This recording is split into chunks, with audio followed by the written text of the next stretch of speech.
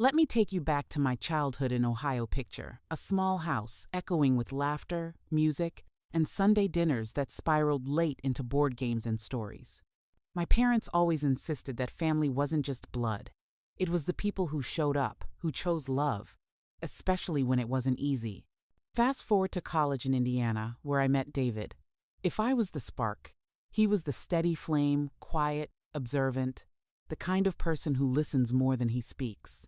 Our differences were, oddly enough, what kept us balanced.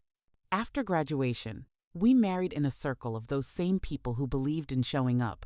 Now, you might be wondering, how does this set the stage for the next act? Well, stepping into marriage is like switching from a solo to a duet. But what happens when the chorus your new family joins in? Suddenly, you're harmonizing with new voices and rhythms you didn't grow up with. My first encounter with Carol, my new mother-in-law, was polite but distant. She was a woman forged from resilience. Her husband had passed away when David was just a teen. Behind her practiced smile, I sensed a quiet loneliness, a concept psychologists call social isolation, that gnawing absence of deep, regular connection, even when you're surrounded by people. Here's where the tension brews.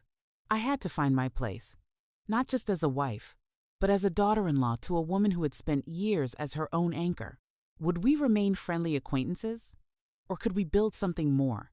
The setup is simple, but the next step, taking the risk to connect, would change everything. Let's talk about silence. The kind that fills a house so completely. Even the hum of the refrigerator can sound deafening. Carol's home was like that. Sure, the TV was always on, but between commercials, you could almost hear the ache in the air. Now, you might be thinking, wasn't she surrounded by family? Here's the catch. Proximity doesn't guarantee connection. In psychology, we call this the paradox of social presence. Being near people, yet feeling utterly alone. Carol would call David late at night, sometimes with a minor problem, a leaky sink, a burnt-out bulb, but often just for the comfort of his voice. Meanwhile, I felt my own bouts of isolation. With David working long hours as an engineer, a career notorious for occupational time poverty, my evenings often slipped by in echoing quiet. One evening, when David was tied up at work, Carol called me directly and invited me to dinner. My gut reaction? Hesitation? Laced with anxiety. Would I be intruding? Would conversation stall without David as a buffer? But something deeper, maybe that echo of loneliness, nudged me to say yes. That choice set the stage for our first real connection. I walked into her kitchen, greeted by the aroma of roast chicken and mashed potatoes, food that tasted like home. Over that meal, stories flowed. She spoke of hardship, loss, and pride in her son. It dawned on me. Sometimes, reaching across the table is all it takes to ease two aching hearts. The resolution? An unexpected friendship, quietly forming amid shared vulnerability. So what happens after the first brave step?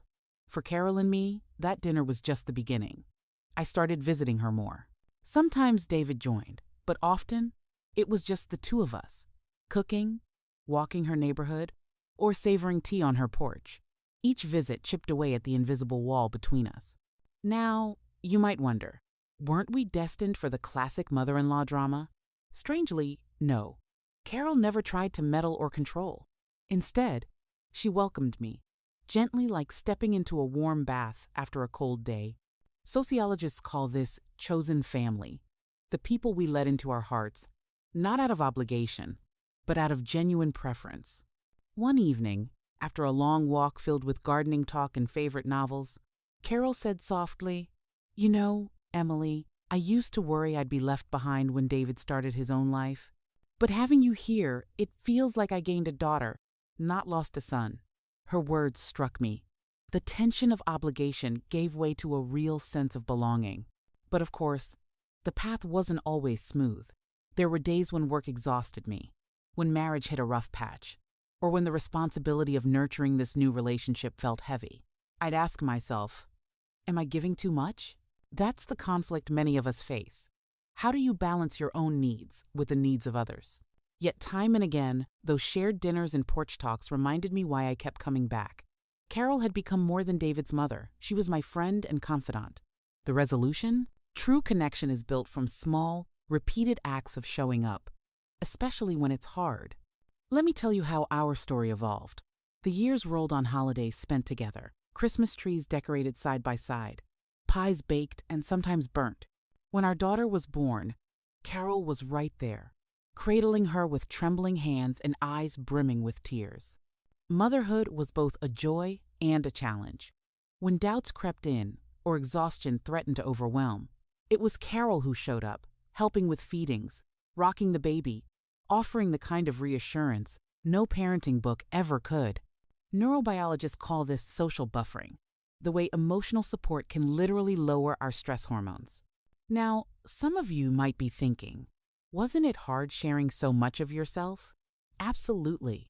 There were moments when I felt stretched thin, balancing my job, marriage, and this new, deep bond. But every challenge made the connection richer, like gold worked through fire. Looking back, I see that Carol and I didn't just fill each other's lonely spaces, we built a bridge from them. Family, I learned, can be constructed from found materials. Cups of tea, laughter, and the willingness to keep showing up. These are the true building blocks of kinship. So here's the heart of it. Sometimes, the family that saves you isn't the one you're born into, but the one you actively invite into your life. In choosing each other, Carol and I uncovered a kind of love neither of us saw coming, a beautiful proof that there's hope, and even joy, on the other side of loneliness.